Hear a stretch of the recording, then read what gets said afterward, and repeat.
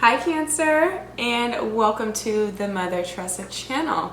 If you're already familiar with this space, then you already know what it is. Welcome back. Go ahead and take your shoes off, take your coat off, and just relax, kick back.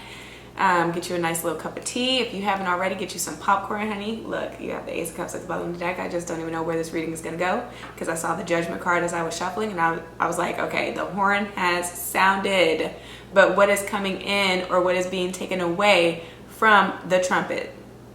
That's really what came through. I heard the word curfew. And so I'm like, okay, well, if you're not in the house before that street light comes on, that's your ass, you're locked out.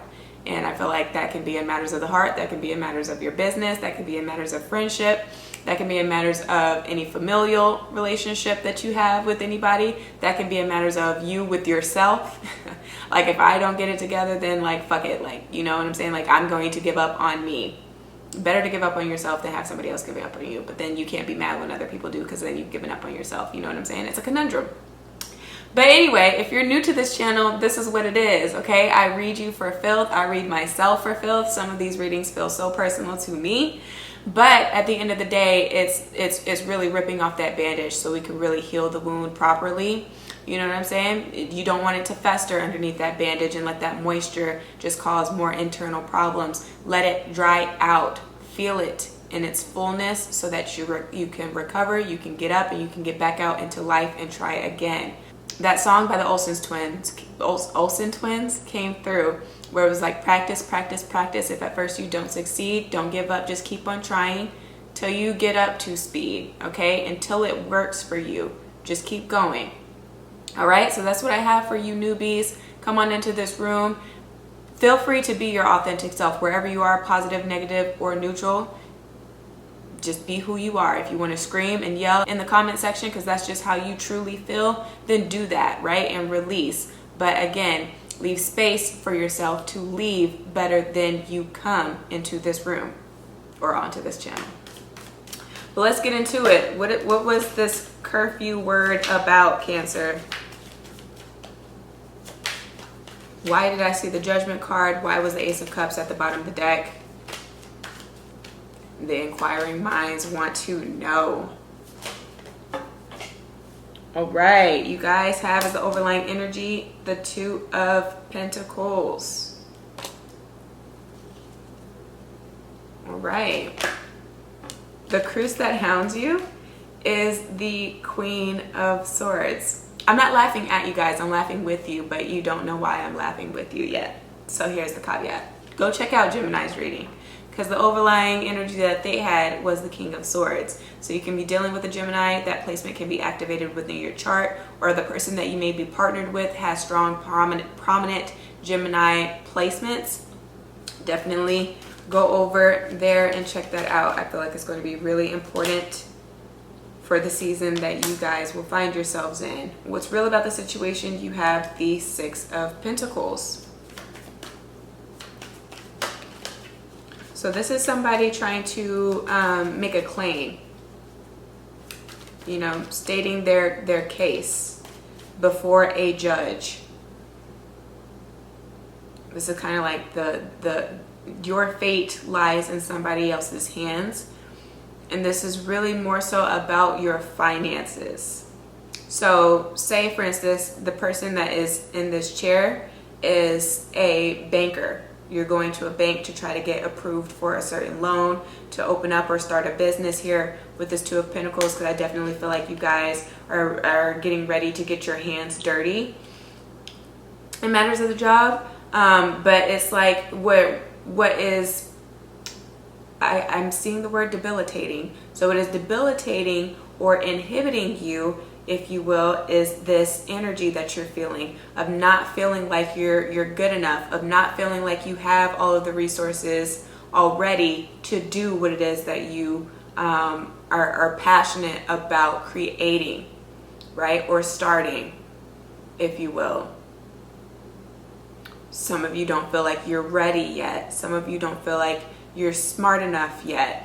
But what's real about the situation is you will learn as you go, but it's also just finding that person that's not going to hold the pardon that they grant you, whatever this can be, over your head. Okay, so if you're going to try to get approved for a certain loan, or this can also be about working towards getting some sort of transportation, like mode of transportation, because after the 2 comes the 3, right? And we're already at the 6 in the what's real position. So some of you guys can be trying to get a loan to get a car.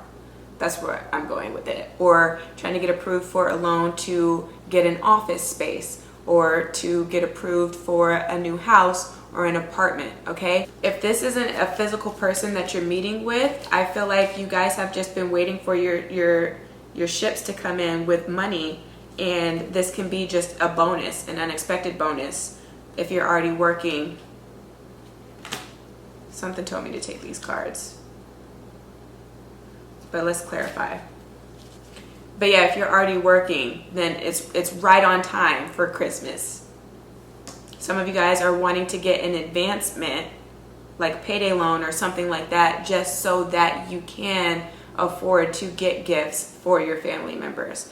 But that's the problem that I have with commercialized holidays, right? Because it makes you feel guilty for not being able to financially provide and be able to get gifts for people in your family. You know what I'm saying? When it's not even about the presents so much as it is about you being present in the moment and spending time with people that you may not be able to see on a regular basis. So that is where you guys need to have more information. Stop also trying to do things to impress people so that they can see that you have money.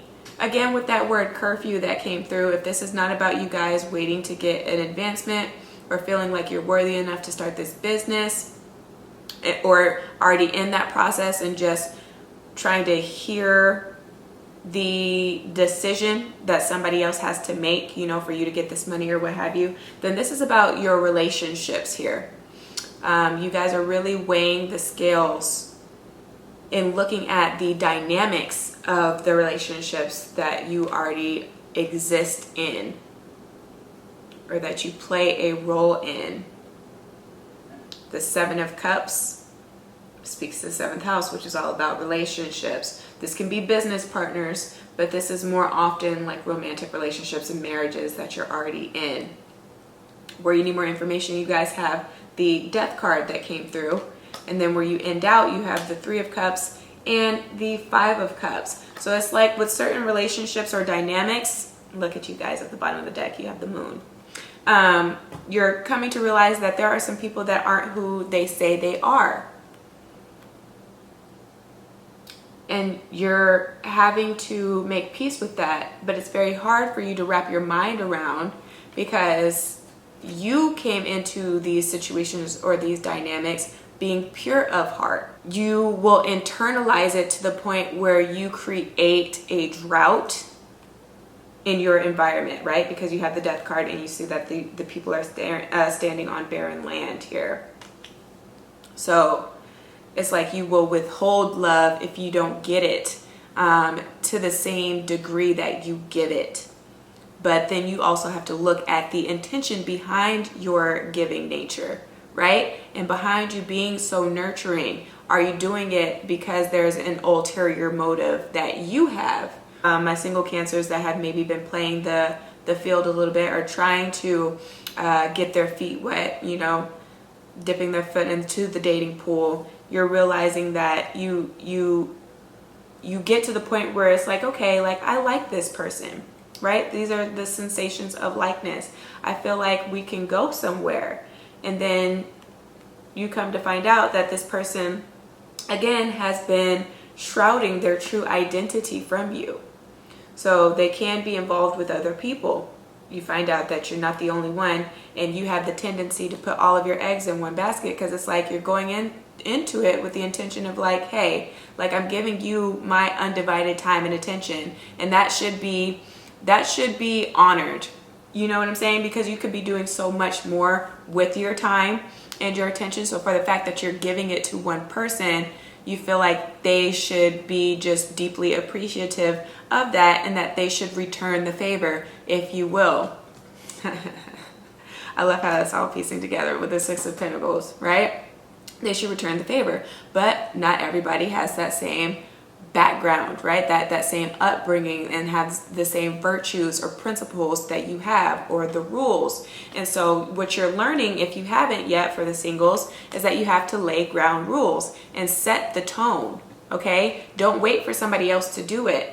Also, because you guys are intuitive, you expect other people to have that same awareness, self-awareness, if you will, and to some degree to be able to read your mind and or your moods. But not everybody is privy like that. You know, not everybody is as observant also as you are, especially when it comes to things that are more emotional in nature, where things are lacking, or where there's an excess of. And so you have to just be mindful of that going into these situations and setting the tone first and foremost, like, hey, this is how I am, this is how I interact as a person in my friendships. And so this is how I need you to show up for me. Are you capable, right? Are you capable of doing that and or handling that in your loving relationships? Hey, I'm putting my undivided time and attention into this. Are you also just exclusively seeing me? If not, then how do you also see this dynamic working? If you feel like this is something that you two can handle, if you want to just keep that open door policy, if you will, by having that sense of freedom to roam and do as you please and just meet whenever you guys have time, or you feel like they can cater to a specific need that these other individuals don't, right? Don't just go into these situations blindly and naively, also with this water energy that's here, and leaving room to be disappointed or allowing other people to disappoint you, again, because you didn't lay the framework, you didn't set those boundaries. You're here to love, you're here to be a house and to be a household name, right? And to be able to grow something for yourself. Again, I feel like some of you guys are working towards that. Again, there's energy for it to be supportive and for good things to come out of it, so long as you're careful with who you are doing business with. And that's just the bottom line. Just be careful with who you're doing business with. Know who it is that you are working with. Again, with this Cups energy, stop trying to live in fantasy land of who you ideally see these people becoming, and just see it at face value for what it is and what these people have to offer if this is not you here, okay? There are certain people that you just can't ask much of because they don't have much to give in the first place. You guys are about to go through a transformation. You know it's on the way, right? Impending doom. It's what is that called? Inevitable that this is happening. So just allow yourself to fall into this empty space, and just know that you're going to come out of it on the other side and into more fruitful lands as well. If you know that you're done with these people that are like penny pinchers by way of the energy or the love or the emotion that they can give to you, again, I feel like you have finally come to a point where it's like, okay, we can't go any further, right? And there doesn't have to be any bad blood, because there's no blood that's shed here. There's no what is that, wands energy here. I don't see any red here. So no harm, no foul. Okay, you don't have to be bitter. You don't have to have beef with anybody when you sever ties. But that's also what it comes down to: having diplomacy and being tactful and being able to provide explanations should you feel like you owe them, right? Within reason. You know, there are some things that you just don't have to explain. But if you're going to be severing certain relationships, then at least be able to show them why it is that you have come to that decision, and be at peace again with them, and just know that that vacancy is creating a vacuum, and that is where creation happens, right? And in the darkness, in the womb, you can conceive new relationships, new friendships, new business ideas, be more inspired, right? Creatively, intuitively, be able to do more and see even more, okay? And go a lot deeper into the subconscious if that's what you're working on, if you're doing more healing work here. So that's what's coming up, Cancer. If this reading resonated, give me a thumbs up, share this with your friends and family, subscribe if you haven't, and book with me should you need to. But if I don't hear from you, then please just take care of yourself and your soul until you hear from me again. Ciao.